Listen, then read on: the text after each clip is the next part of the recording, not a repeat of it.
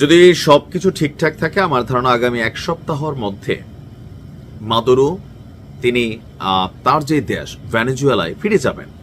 কারণ হঠাৎ করেই মার্কিন আদালতে, নিউ ইয়র্ক আদালতে তাকে তোলার পরে এখানে যে আলোচনা হয়েছে তার বিরুদ্ধে প্রেসিডেন্ট ডোনাল্ড ট্রাম্প সেই প্রথম থেকে যে অভিযোগ আনছিল, মানে ভেনেজুয়েলার তেল নেওয়ার জন্য আর কি। তো প্রেসিডেন্টের বিরুদ্ধে অভিযোগ আনছিল কি, যে এই ভেনেজুয়েলা প্রতিনিয়ত নৌপথে যুক্তরাষ্ট্রে মাদক সরবরাহ করে, আর এই মাদুরো একজন ফ্যাসিস্ট, এই মাদুরো একজন মাদক কারবারি, এবং তার বিরুদ্ধে মাদক কার্টেল সংশ্লিষ্টতার একটা অভিযোগ ছিল। কিন্তু হঠাৎ করেই গতকালকে পরিস্থিতি বদলে গেল।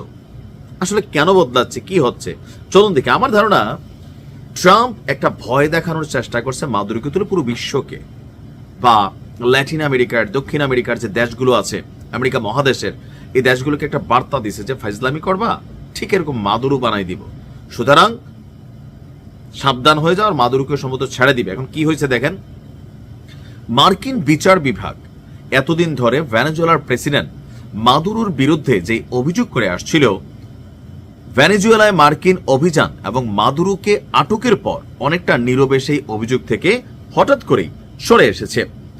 নিউ ইয়র্ক টাইমস তাদের এক প্রতিবেদনে বলছে, Maduro cartel the lost souls নামে একটা মাদক পাচার গোষ্ঠীর চালান বলে প্রেসিডেন্ট ডোনাল্ড ট্রাম্প প্রশাসনের যে দাবি, মানে মাদুরো একটা এই গোষ্ঠীটা চালায়, এটা এতদিন দাবি ছিল। বাস্তবে আসলে এমন কোন সংগঠনের অস্তিত্বই নেই। তাহলে এটা একটা ম্যাটিকুলাস প্ল্যান ছিল। ওই যে প্রথমে যা বলছি এটাই। গত বছরের জানুয়ারি দ্বিতীয় মেয়াদে ক্ষমতায় আসার পর ট্রাম্প প্রশাসন মাদুরোকে ক্ষমতাচ্যুত করার জন্য যে ভিত্তি তৈরি করার কি বলা হয় যে চেষ্টা করছে, সেই লক্ষ্যে এই দাবিটিকে প্রচার করা হয়েছিল মার্কিন জনগণের কাছে একটা ম্যান্ডেট নেওয়ার জন্য। বাস্তবতা হচ্ছে এটা। নিউ ইয়র্ক টাইমসের প্রতিবেদন বলছে, কার্টেল দে লস্ট সোলস সংস্থাটার নাম কি, কার্টেল দে লস্ট সোলস, এটা একটা সংস্থা, এটা মাদুরো চালিত অভিযোগ ছিল যে একটি বাস্তব সংগঠন ছিল, এমন ধারণাই বাতিল করে দিয়েছে মার্কিন প্রসিকিউটর। অর্থাৎ নিউ ইয়র্কের আদালতে মার্কিন প্রসিকিউটররাই তাদের দেশের প্রধান যে অভিযোগ আনছে বা যাকে ধরে নিয়ে আসার পর বলছে আসলে এটা কোনো নাই, কিছু নাই।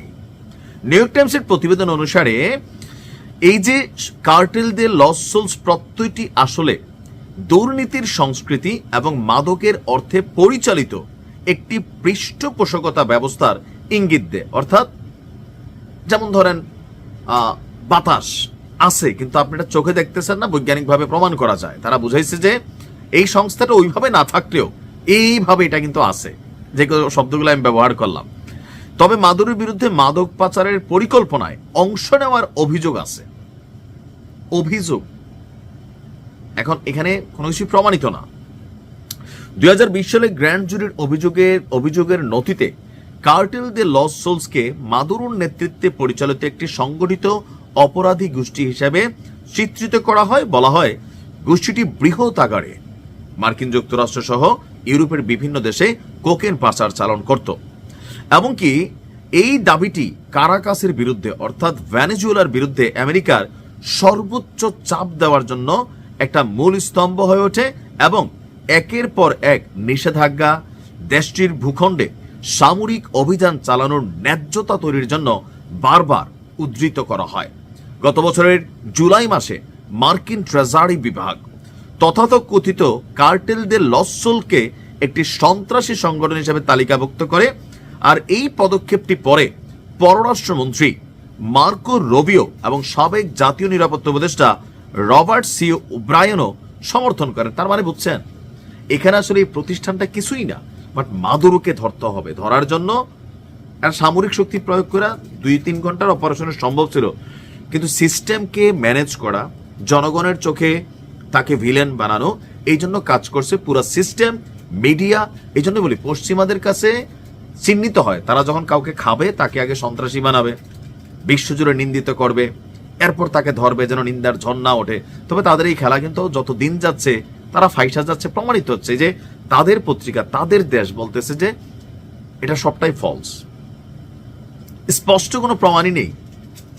তো আমার ধারণা, যে ভিডিওর প্রথমে বলছি, এটা একটা পরিকল্পিত প্ল্যান ছিল বাকিদেরকে ভয় দেখানোর জন্য যে ট্রাম্প আসবে, সাবধান হও, এটাই, আর কিছুই না।